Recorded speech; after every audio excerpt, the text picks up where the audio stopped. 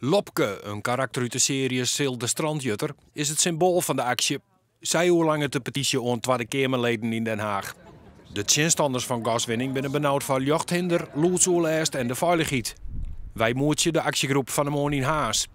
Het warrium past net bij een natuurgebied, vinden ze. En er zit een soort CO2 in het gas. Dat betekent dat we 15% CO2 hebben en dat moet van het gas afgescheiden worden. En dat zou met chemicaliën gebeuren. Nou ja, die wil je ook niet in natuurgebieden loslaten. Maar daarbij, ja, het blijft toch 15% CO2 wat de lucht ingaat uiteindelijk, hoe je het went of keert. En dat klopt niet met de regelgeving die Brussel heeft opgelegd. De petitie bepleit dat er over het generaal net warren wordt in natuurgebieden. Want een uitzondering maakt je van Skielge alleenig omdat het zo'n mooi eiland is, dat slag het net. Jullie bestaan als actiegroep nu een jaar. Wat is er bereikt in die tijd?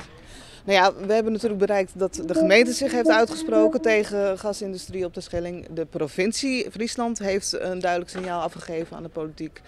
De Tweede Kamer heeft een motie aangenomen en er zijn ook amendementen ingediend op de mijnbouwwet.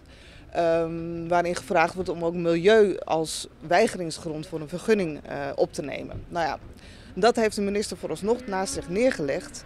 Dus wij hopen in het debat vanmiddag daar ook wat antwoorden op te krijgen.